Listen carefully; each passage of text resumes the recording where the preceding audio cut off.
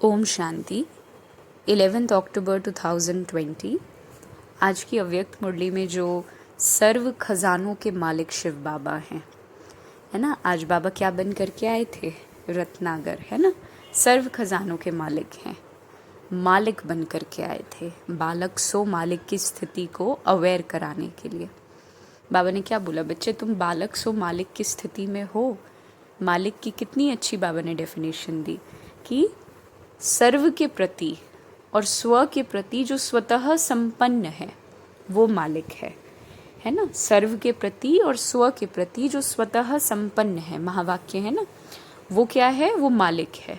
जैसे कोई किसी ऑफिस का मालिक होता है, ठीक है, कोई बिजनेस का हेड है, मालिक है, तो उस बिजनेस से संबंधित चीज़ या पैसे जैसे एम्प्लॉय को वो दे रहे हैं, तो वो स्वयं के लिए और उनके लिए भी, अपने एम्प्लॉयज़ के लिए भी क्या है? सहज रीति से संपन्न है, स्वतः संपन्न है ना। ऐसे ही बाबा कहते हैं कि तुम बच्चे तो सर्व खजानों से, और मुरली की एक लाइन में बाबा ने कहा ना, मुरली खजाना है। लास्ट के सेकंड लास्ट कुछ पैराग्राफ में बाबा ने बोला था ना कि बच्चे मुरली खजाना है ना, तो तुम मुरलीधर हो। जैसे बाबा ने एग्जाम्पल कैसे दिया कि त्रेता युग में तीर कमान दिखाते हैं, है ना। तीर कमान माना मेहनत और मुरली माना मोहब्बत। तो मुरली ही क्या है? मुरली ब्राह्मणों का वास्तविक जीवदान है, क्योंकि शुद्ध संकल्पों का जो स्टॉक है वो मुरली के द्वारा ही जमा होता है। ये सच बात है, फैक्ट है ना। शुद्ध संकल्प माना जो मेरे मन को पॉजिटिव कर सकें। कोई सेल्फ हेल्प बुक हम पढ़ लें या कोई ऐसी किताब इधर उधर थोड़ी बहुत पढ़ लें, है ना, तो थोड़ी देर के लिए वो चीज़ रहेगी, लेकिन जैसे बाबा ने कहा ना, मुरली की एक एक लाइन को शक्ति बना करके जमा कर लो, स्टॉक के रूप में बच्चे जमा कर लो। ये बाबा की श्रीमत है ना आज की मुरली की। तो मुरली की एक एक लाइन शक्ति क्यों बनती है? क्योंकि जो मुरली सुना रहा है वो इस चीज़ का स्वरूप है ना। परमात्मा मुरली का स्वरूप है। बाबा ने बालक सो मालिक जो कहा, तो बालक मना क्या? ठीक है, ये बात तो ठीक है कि मैं बाबा का बच्चा हूँ, वो बाबा मोटिवेट करने के लिए भी ये लाइंस कहते हैं, है ना, कि हाँ बालक मानो तुम अपने आप को बाबा का बच्चा मानते हो, उसमें सब पास है, ठीक है। लेकिन बालक मतलब क्या? एक जो बच्चा होता है न्यू बॉर्न या कुछ 1 आध 2 साल का, उसको पता नहीं है कि धैर्यता कोई शब्द है, पवित्रता कोई शब्द होता है ना, हर्षित मुक्ता कोई शब्द है, ये चीज़ उसे पता नहीं है। लेकिन वो उस पवित्रता, धैर्यता, हर्षित मुक्ता का स्वरूप है, वो प्रैक्टिकल स्वरूप है। और मालिक मना, जब हम बड़े हो जाते हैं, बचपन में क्या है, छोटेपन में हमारी दिल बड़ी है और समझ कम है, और जैसे जैसे हम बड़े होते हैं तो समझ तो बहुत बढ़ती है, लेकिन दिल बहुत छोटी हो जाती है। और दिल छोटी होती है तो इसीलिए ट्रैफिक लगता है दिल में, एकोमोडेट नहीं कर पाते, और इसीलिए हम विघ्न विनाशक नहीं बन पाते, विघ्नों का कारण बन जाते हैं।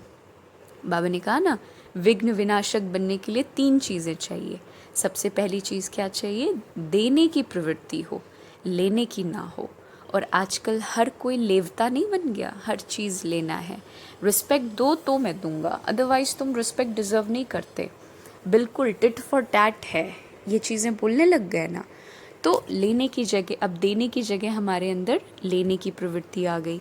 तो बाबा कहते सबसे पहले तो ये लेन देन बंद करो in terms of good emotions and positivity. शुभ भावना, शुभ कामना, अच्छे श्रेष्ठ विचार, एक दूसरे के प्रति खूबसूरत संकल्प, इन चीज़ों के लिए व्यापार मत करो। सबसे पहले बाबा ने ये करेक्शन बताई, if we want to become विघ्न विनाशक। दूसरी बात बाबा ने कही, समाने की शक्ति। दिल बड़ा होगा तभी तो समा पाएंगे ना पूरे विश्व की हर बात और हर आत्मा को, है ना। जो भी मेरे सामने परिस्थिति आए, मुस्कुरा करके, जैसे ब्रह्मा बाबा प्रैक्टिकल स्वरूप है इस चीज़ का। गाली भी दी है ब्रह्मा बाबा को कईयों ने तो, लेकिन ब्रह्मा बाबा की शक्ल पे कभी रिफ्लेक्ट नहीं होता था। अनुभव सुनते हैं ब्रह्मा बाबा का, वो प्रैक्टिकल देवता बन करके गया अपने उस लाइफ में, प्रैक्टिकली दिव्यता को लेकर के आए। ऐसे नहीं इमेजिनेशन में मैं विघ्न स्वरूप आत्मा, विघ्न विनाशक स्वरूप आत्मा हूँ, वो तो थोड़े क्षण भर के लिए रहेगा। बाबा का ज्ञान तो प्रैक्टिकल है ना। इसीलिए बाबा ने पूछा नहीं कि बच्चे कहीं ऐसा तो नहीं ज्ञान तक ही वो बातें रह जाती हैं और प्रत्यक्षता में आते आते फिर परसेंटेज कम हो जाती है। क्योंकि परसेंटेज और मार्क्स और सारा अकाउंट तो हमारे कर्मों पर ही डिपेंड करेगा, प्रत्यक्ष हम किस बात से हो रहे हैं, है ना। इसीलिए बाबा ने इशारे में क्या कहा, संकल्प, वाचा, है ना, कर्मणा और संबंध संपर्क। तो नॉर्मली तो ठीक है, कई संकल्प भी बहुत अच्छे किए, मेडिटेशन में जैसे बैठे बहुत अच्छे अच्छे संकल्प किए, बोल भी ठीक ले रहे हैं, है ना, अच्छा है, वाचा भी ठीक है, कर्मणा भी बाबा कह रहे चलो कर्म में भी आ जा पा रहे हैं। लेकिन जहाँ संस्कारों का टकराव की बात आती है, जहाँ लोग भिन्न सोचते हैं और मैं भिन्न सोचती हूँ, वहाँ पर उस ज्ञान का प्रैक्टिकल इम्प्लीमेंटेशन होना था वास्तविकता में। और संबंध संपर्क का जो चौथा सब्जेक्ट है उसमें हम फेल हो जाते हैं।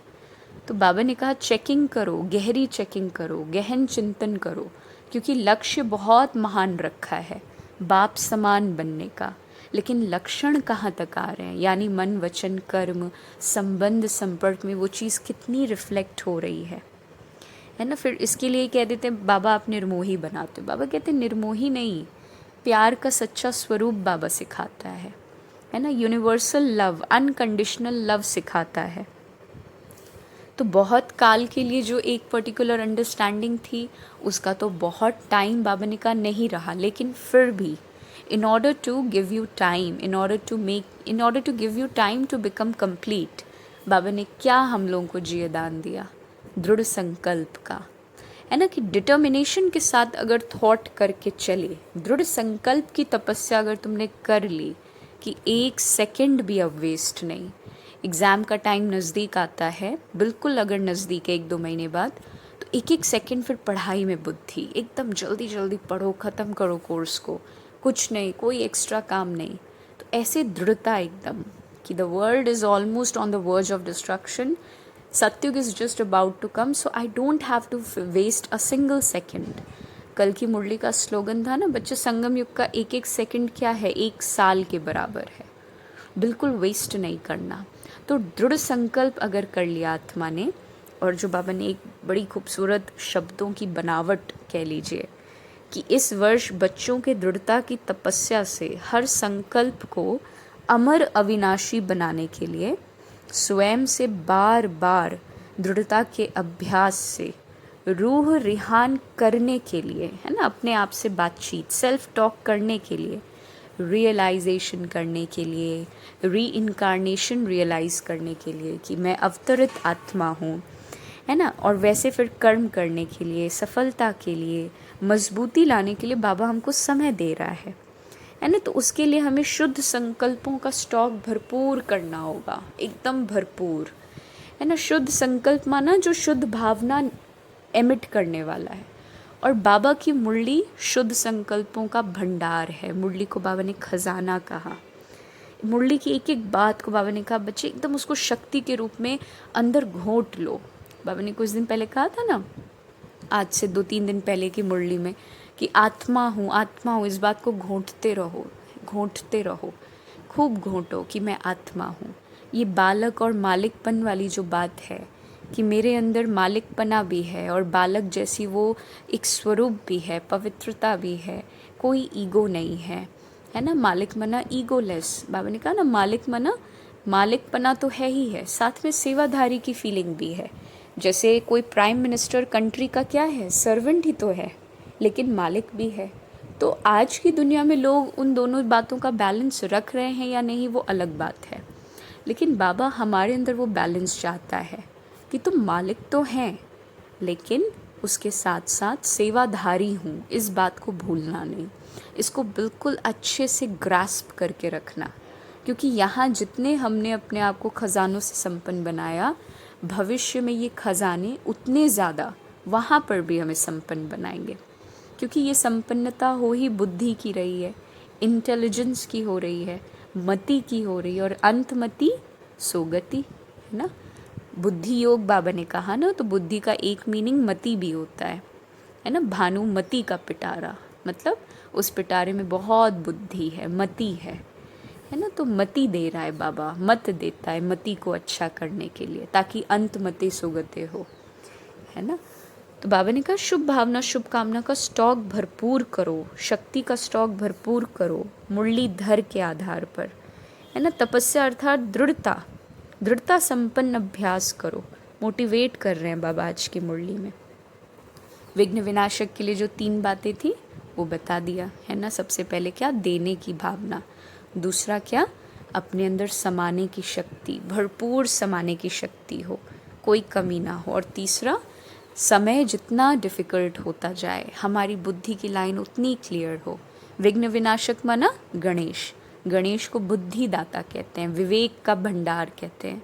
सर पे हाथी दिखाते हैं ना, तो हाथी माना लंबे लंबे कान, जितना ज़रूरी उतना सुनो, छोटी छोटी आँख, जितना ज़रूरी उतना देखो।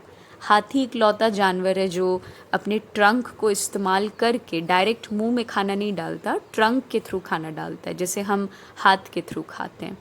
अदरवाइज सभी जानवर डायरेक्ट है ना, चिड़िया भी डायरेक्ट चुगती है, मछली भी डायरेक्ट खाती है ना, सभी जानवर डायरेक्ट लेते हैं। लेकिन हाथी में परखने, सूंड मना परखने की शक्ति, और पूंछ छोटी सी होती है कि ज़्यादा लोग मुझे पूछें, मेरी तारीफ़ हो, इन बातों से बियॉन्ड। तो विघ्न विनाशक है ना, समाने की शक्ति, बुद्धि विशाल, देने की प्रवृत्ति, महानता, महारथी हाथी पे बैठता है। तो विघ्न विनाशक बनना है। बुद्धि की लाइन बिल्कुल बाबा कहता क्लियर हो।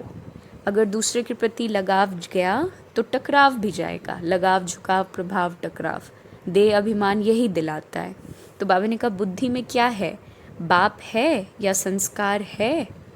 चाहे लगाव के रूप में भी बुद्धि को कोई प्रभावित करेगा, चाहे टकराव के रूप में भी करेगा, लेकिन कर तो बुद्धि को ही प्रभावित रहा है ना।